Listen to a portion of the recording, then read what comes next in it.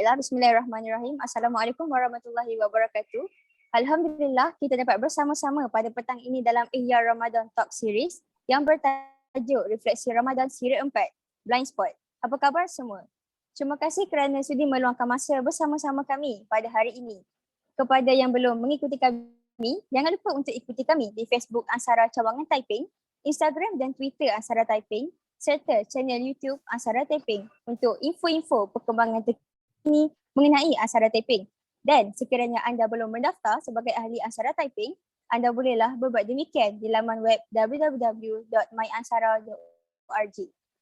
Baiklah, tanpa membuangkan masa, kita mulakan majlis kita dengan umum kitab Al-Fatihah.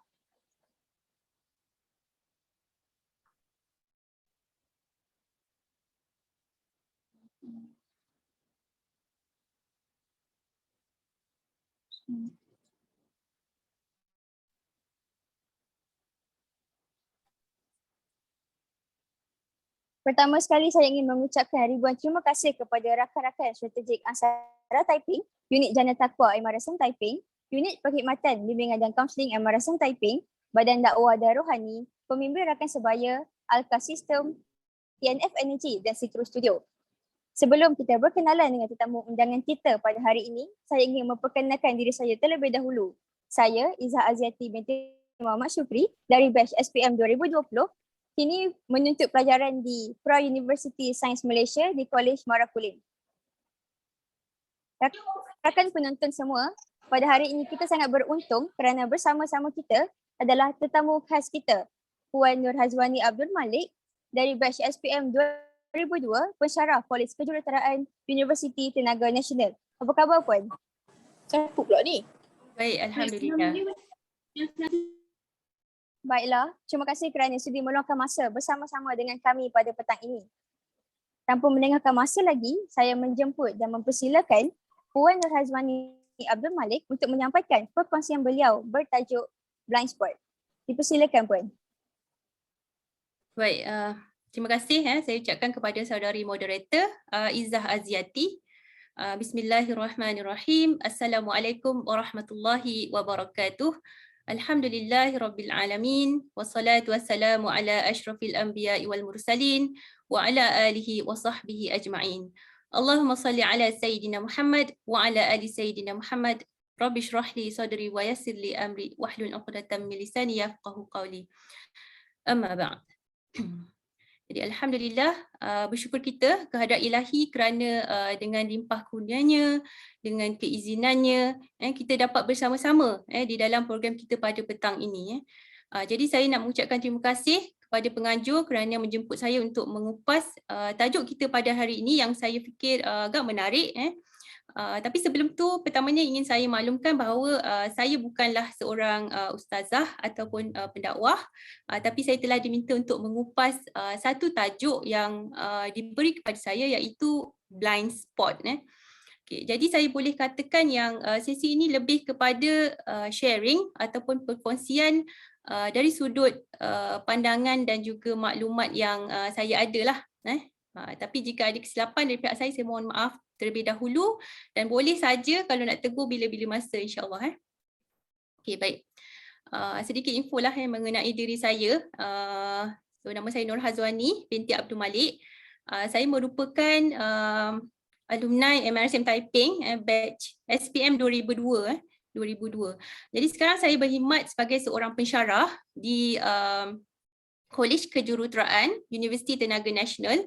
Dan sebenarnya tahun ni masuk tahun ke-10 saya berkhidmat di unit 10 dan saya juga mengajar dalam bidang kejuruteraan mekanikal.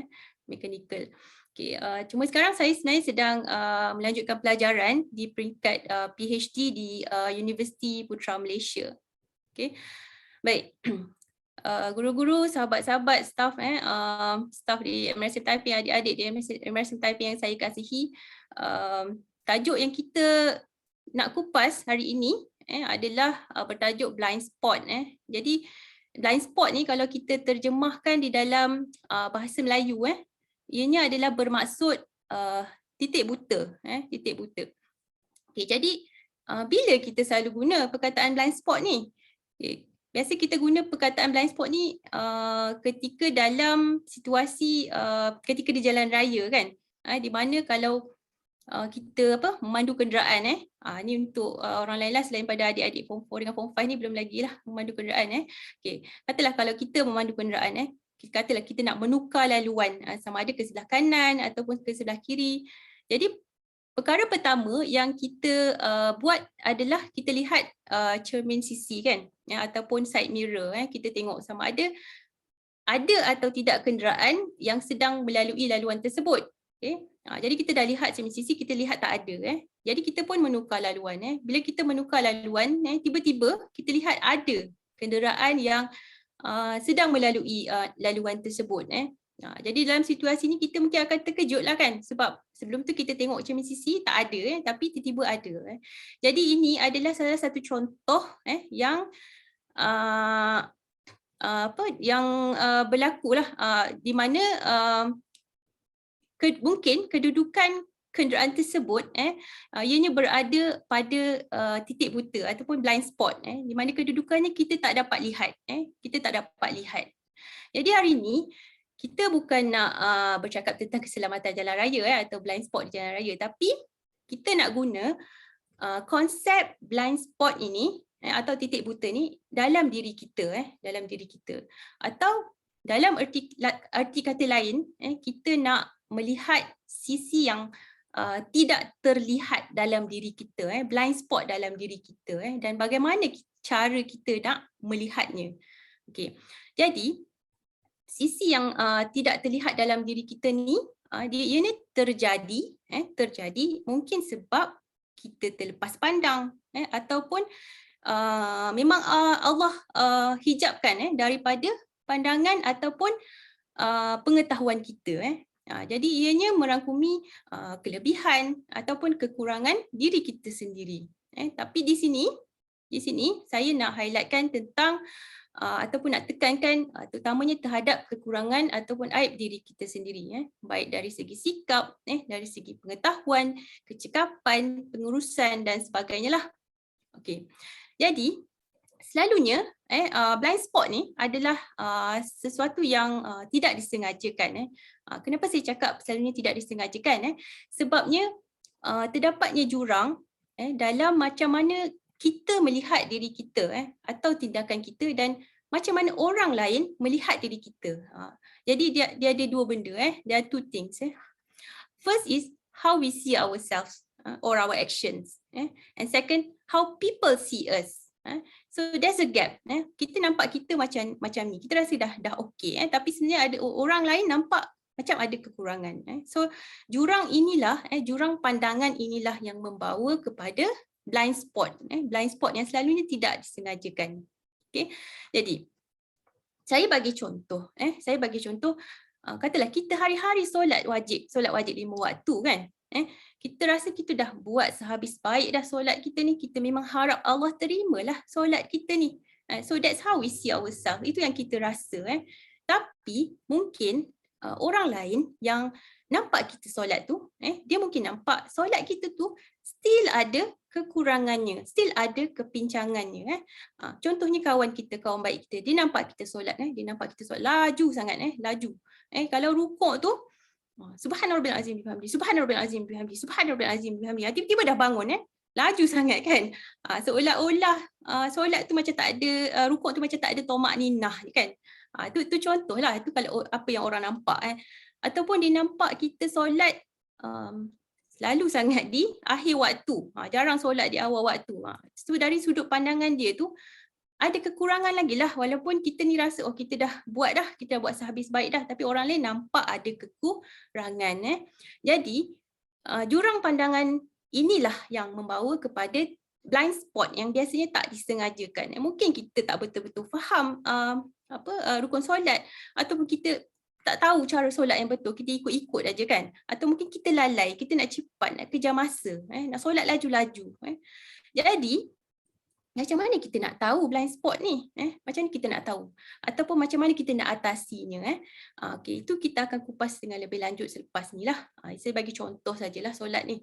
Okay, jadi itu hubungan kita dengan Allah. Itu hubungan kita dengan Allah. Okay. So manusia ni tak sempurna kan.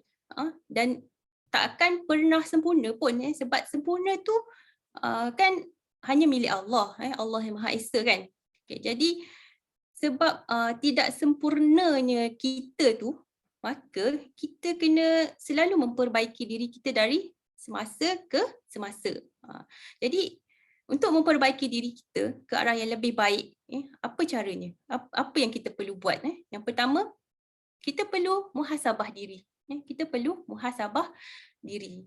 Jadi muhasabah diri ni adalah permulaan dalam usaha kita nak memperbaiki diri kita. Okay. Jadi muhasabah berasal dari perkataan bahasa Arab lah.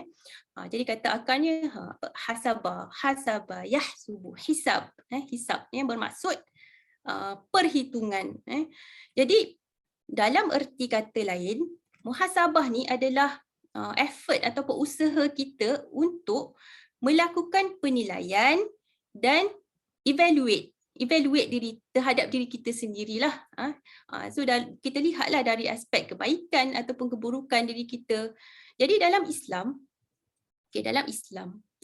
muhasabah ni dia bertujuan untuk memperbaiki ada 3. Satu, hubungan dengan Allah, hablum minallah.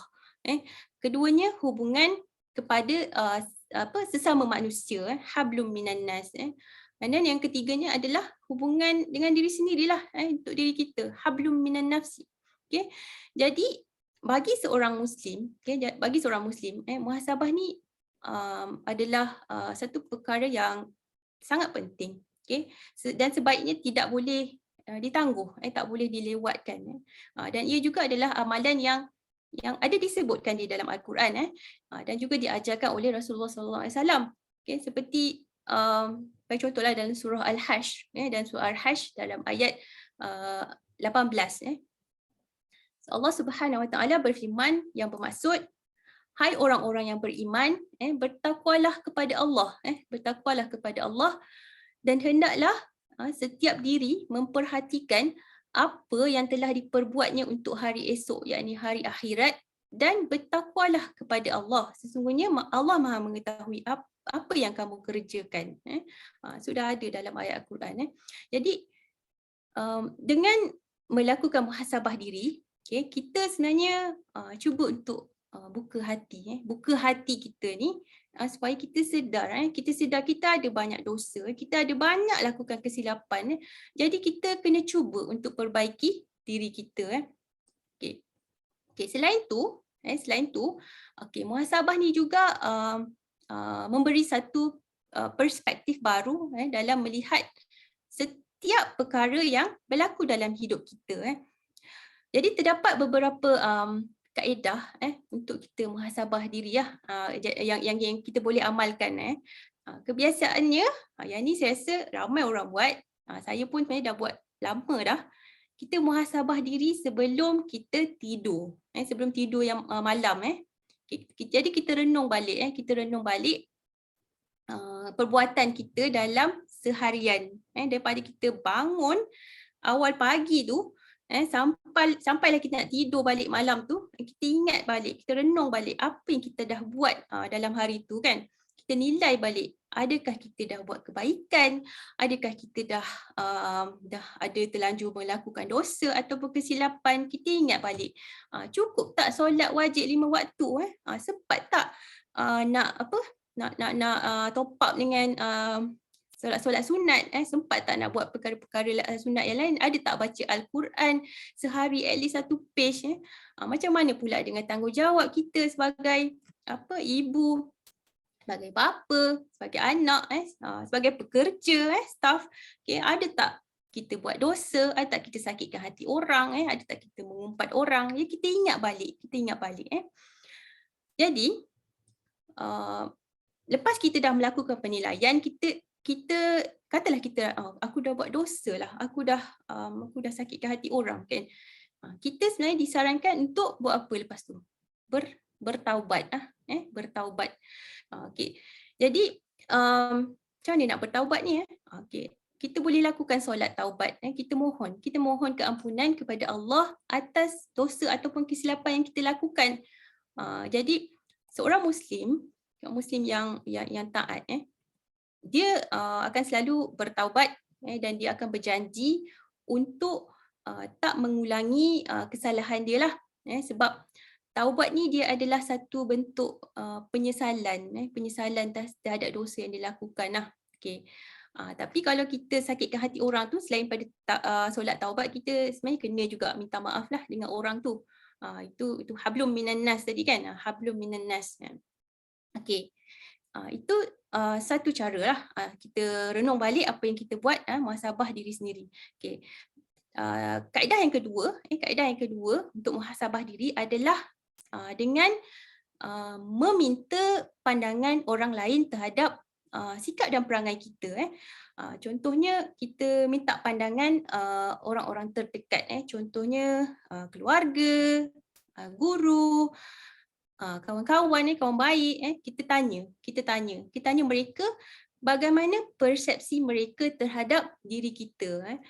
Jadi sama ada menyenangkan ke, kalau menyenangkan okeylah kan. Kalau tak menyenangkan, jadi kita nak buat apa? Kita kenalah perbaikilah. Jadi tapi kita kenalah bersedia untuk terima teguran atau pandangan orang lain tu. Okey. Saya nak cerita di unit 10, sebab saya mengajar di unit 10 kan. Saya seorang pensyarah. Saya mengajar kalau untuk satu semester, saya mengajar lebih kurang 50 ke 60 orang pelajar dalam satu kelas. Jadi biasanya dalam satu semester tu saya dapat 2 kelas lah, ataupun satu kelas 2 lab. Jadi total student saya lebih kurang 100 orang lah dalam satu semester. Okay. Jadi dalam kelas saya kebanyakan pelajar adalah pelajar lelaki, sebab saya mengajar kejuruteraan mekanikal. So biasa dalam 60 orang tu 5 ke 10 orang sajalah perempuan. Okay. Jadi beberapa tahun lepas saya nak cerita, saya mengajar kelas ni ada 60 orang, tapi dalam kelas ni pula ada lebih kurang 10 orang ni. Mereka ni semua student lelaki. Mereka ni baru saja diletakkan menjadi saya punya advisee. Saya ni advisor mereka lah. Dia macam kalau dekat MRSM tu cikgu homeroom lah. Cikgu homeroom kan. Okay. Jadi mereka ni dalam 10 orang tu ada seorang pelajar ni, saya rasa macam perlu diberi perhatian sikit lah.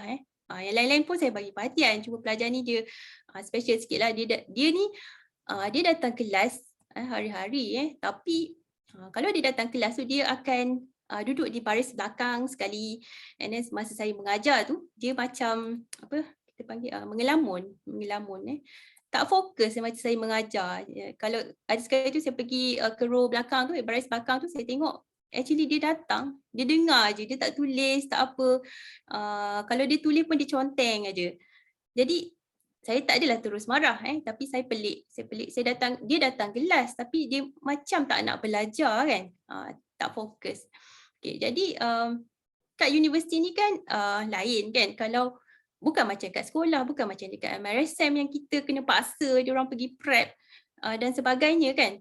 Jadi selalunya kena ada inisiatif sendiri. Kalau betul-betul nak belajar, kena ada effort sendiri. Sebab pensyarah ni dia hanya pemudah cara. Okay. Jadi lepas saya balik ke office, saya check info dia sebab dia baru lagi diletakkan di bawah saya sebagai advisee. Saya check performance dia. Pointer dia sangat rendah, almost 2.0.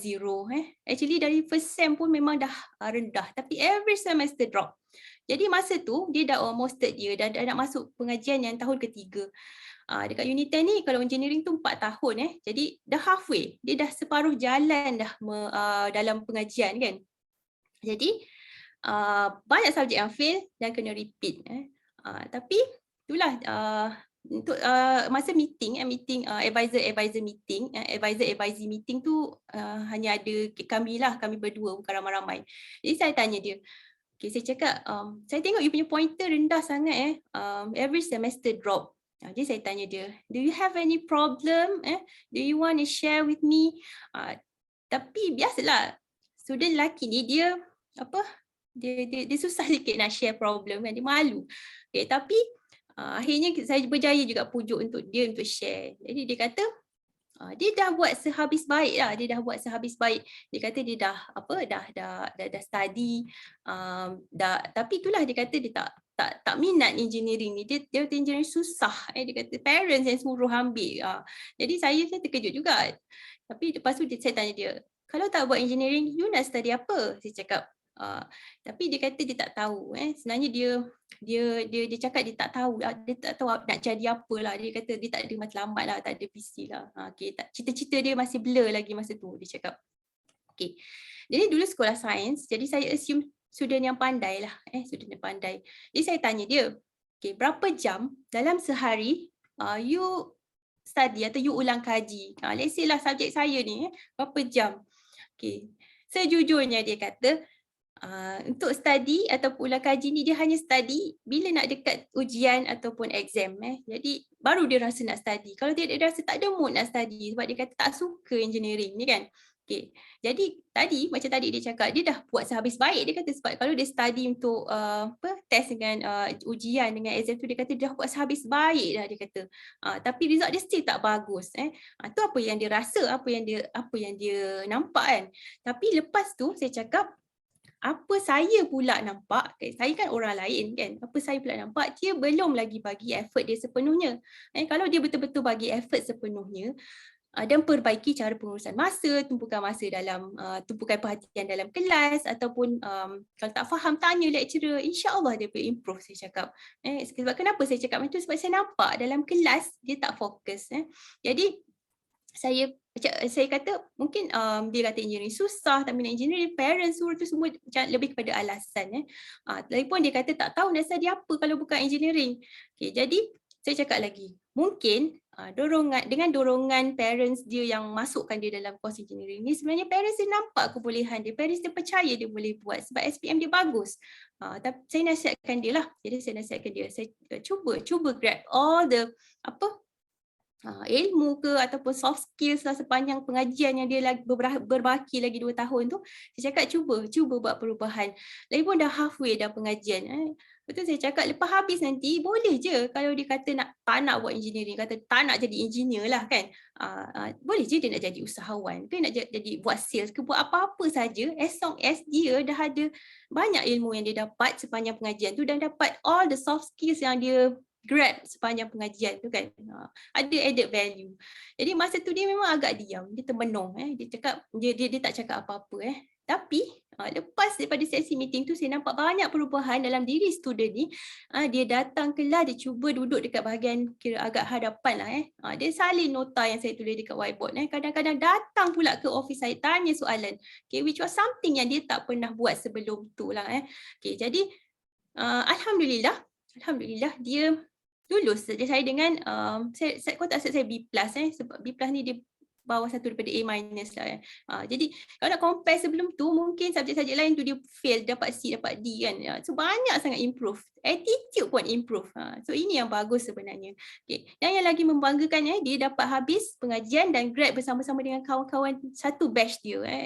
Dengan CGPA yang taklah teruk sangat, sederhana. Student yang sederhana. Jadi bila student ni dia fail satu-satu subjek ni, dia kena repeat. Bila dia kena repeat, jadi sebenarnya dia jadi lambat daripada kawan-kawan batch dia. Jadi tapi dia berjaya buktikan yang dia boleh.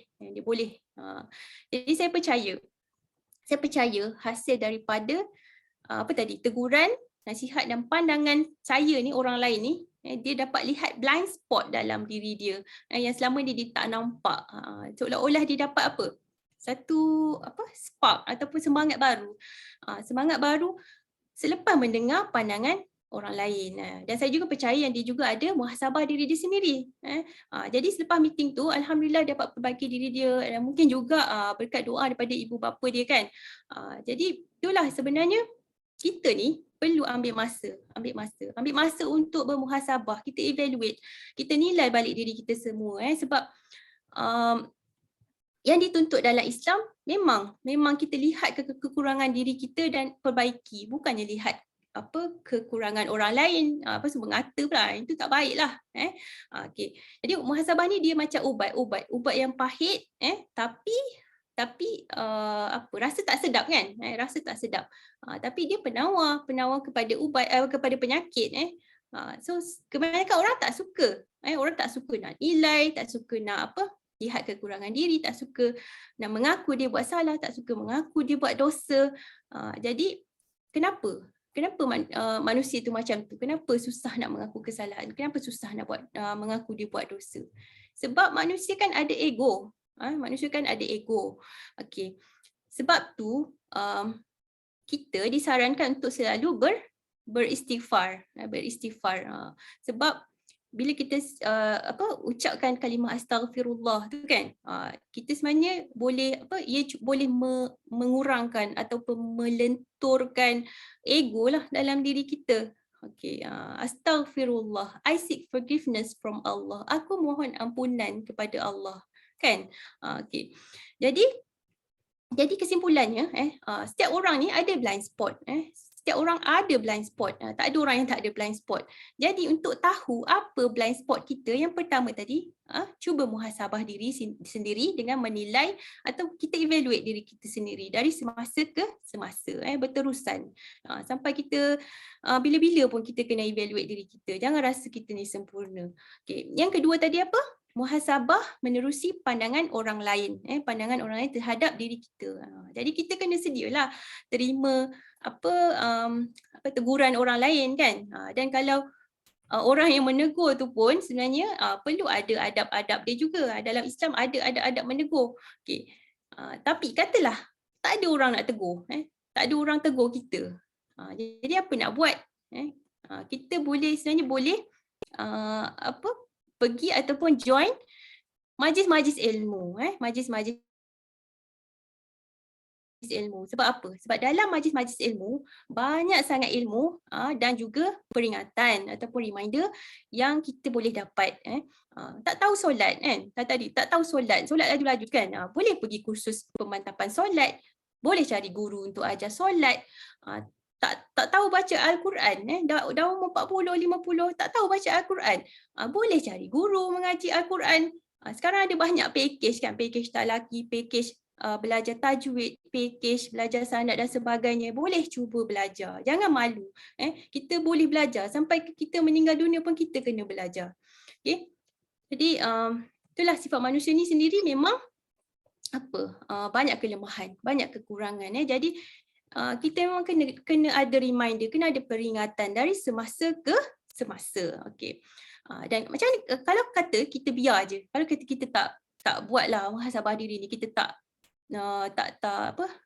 cuba nak perbaiki diri, kita dikuatiri akan terus je buat dosa tu, terus je buat kelemahan tu, dan kalau lebih parah lagi, kita cenderung pula kita dah rasa kita bagus, kita cenderung pula nak menilai kelemahan orang lain. So na'udzubillah min zalik lah.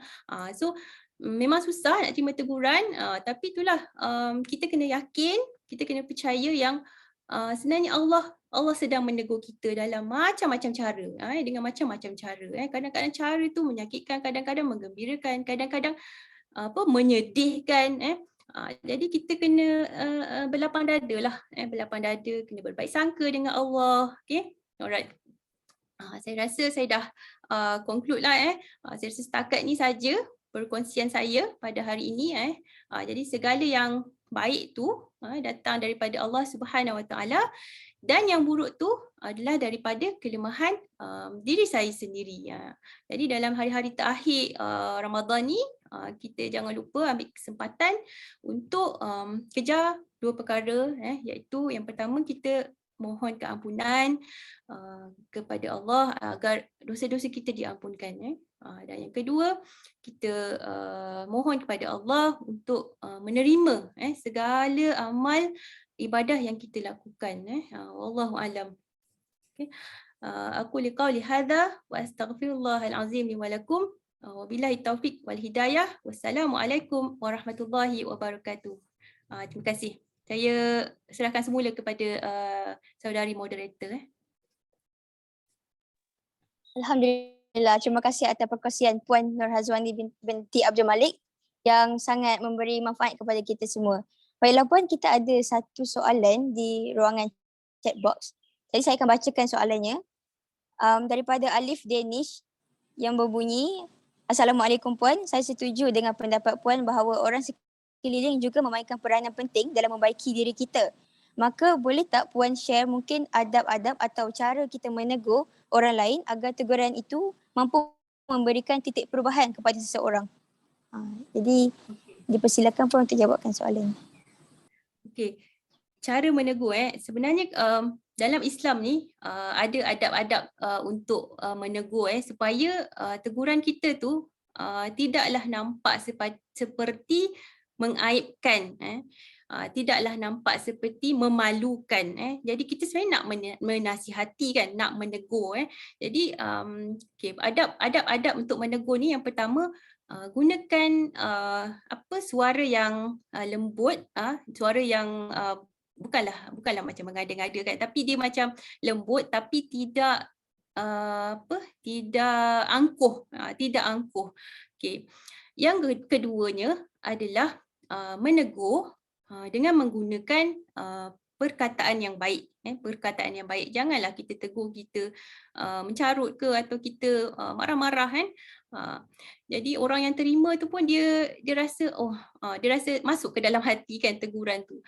Okey, yang ketiganya, tegurlah di tempat yang tertutup. Macam saya tadi kan, saya tegur student saya tak marah dalam kelas sebab saya tak nak malukan dia dalam kelas. Kalau saya malu-malukan dia dalam kelas, saya akan marah dia, kenapa tak salin ni? Kan? Tapi saya jumpa dia masa dekat dalam office saya, kita discuss berdua. Kita maksudnya kita tak nak orang lain tahulah. Jadi di tempat yang tertutup, bukan di tempat yang ramai yang memalukan orang tu. Okay, seterusnya adalah dengan meminta maaf lah. Lepas kita dah tegur tu, kita meminta maaf, kita cakap dengan dia, kita memang menegur untuk dia perbaiki diri dia, bukan untuk mengatakan yang dia tu tak bagus ke apa, yang macam tu. Dan saya rasa itulah adab-adab yang perlu kita amalkanlah untuk menegur seseorang. Okay, supaya tak ada lagi lah masalah lain. Kalau kita tegur secara marah-marah, mungkin akan timbulnya konflik lain pula. Okay, diharapkan itu dapat menjawab soalan. Baiklah Puan, terima kasih kerana menjawab soalan tersebut. Jadi kita nampak bahawa ada banyak cara untuk kita tegur orang sekeliling kita supaya dia impactful, at the same time tidak menggurus hati seseorang tersebut. Okey, jadi sekali lagi terima kasih diucapkan kepada Puan Nurhazwani Abdul Malik kerana sudi untuk memberikan perkongsian yang sangat bermanfaat kepada kita semua. Diharapkan agar semua rakan-rakan pelajar dapat mengambil iktibar dan juga mengambil pelajaran daripada apa yang disampaikan oleh Puan Nurhazwani sebentar tadi. Tidak dilupakan juga sekali lagi terima kasih diucapkan yang tidak terhingga kepada rakan-rakan strategik Aksara Taiping, iaitu Unit Jana Taqwa MRSM Taiping, Unit Perkhidmatan Bimbingan dan Kaunseling MRSM Taiping, Badan Dakwah dan Rohani, Pembimbing Rakan Sebaya Alka Sistem, TNF Energy dan Citru Studio. Jadi para penonton, sekiranya anda ingin menonton kembali rakaman sesi ini, jadi bolehlah berbuat demikian di Facebook Aksara Cawangan Taiping dan di YouTube Aksara Taiping. Justeru kita tutup majlis kita pada hari ini dengan bacaan tasbih kafarah dan surah Al-Ans.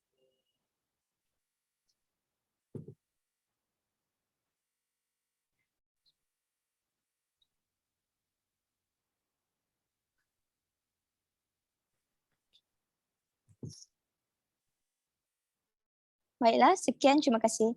Terima kasih Puan. Sama. Selamat berbuka.